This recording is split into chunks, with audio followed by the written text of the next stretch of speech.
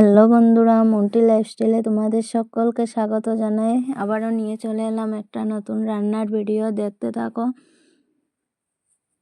আজকে বানাবো হচ্ছে কাঁঠালের তরকারি। প্রথমে আমি কাঁঠালটা কেটে নিয়েছি, এবার হাফ সিদ্ধ করে নেব, বেশি সিদ্ধ করব না। এই যে সব নিয়ে নিয়েছি। এবার কড়াইতে তেল দিয়ে দেব। তেল গরম হয়ে গেলে শুকনো লঙ্কা দিয়ে দেব। শুকনো লঙ্কা দিয়ে দিলাম, এবার তেজপাতাও দিয়ে দিব। এবার শুকনো লঙ্কাটা ভাজা ভাজা হয়ে যাক। ভাজা হয়ে গেছে, এবার আদা কুচি পেঁয়াজ কুচি একসাথে দিয়ে দেব। নাড়াচাড়া করে নিলাম। এবার আলু দিয়ে দেব। আলু দিয়ে দিলাম। এবার আলুর মধ্যে সামান্য নুন আর হলুদ দিয়ে ভালো করে নাড়াচাড়া করে ভেজে নেব। নুন আর হলুদ দিয়ে দিয়েছি। দেখো আলুগুলাও ভাজা হয়ে গেছে।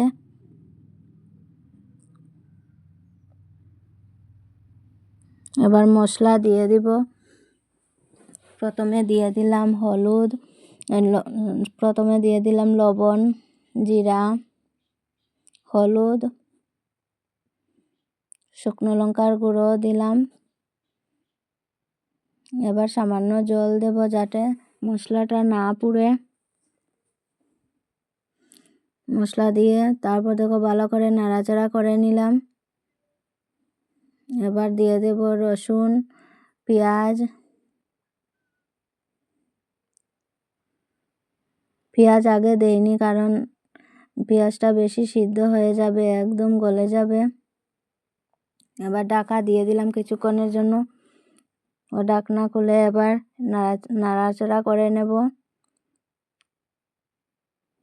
করে এবার আগে থেকে সিদ্ধ করে রাখা কাঁঠাল দিয়ে দিলাম। কাঁঠাল দিয়ে এবার নাড়াচাড়া করে নেব।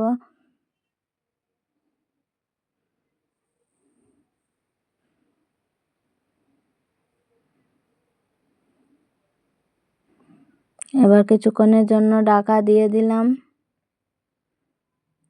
ঢাকনাটা খুলে এবার নাড়াচাড়া করে নেব। দেখো কাঁঠাল আলু দুটোই পুরোপুরি সিদ্ধ হয়ে গেছে।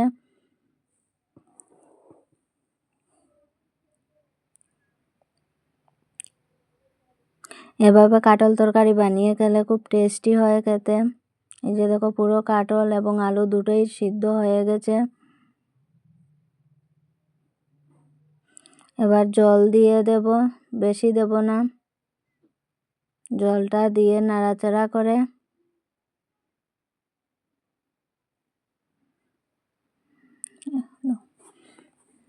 পুরো কাঁঠাল তরকারিটা হয়ে গেছে। দেখো কত সুন্দর কালার হয়েছে। এবার উপর থেকে গরম মশলা দিয়ে দিলাম। তরকারিটা কীরকম হয়েছে কমেন্ট করে জানিও। কালারটা কিন্তু বহুত সুন্দর হয়েছে।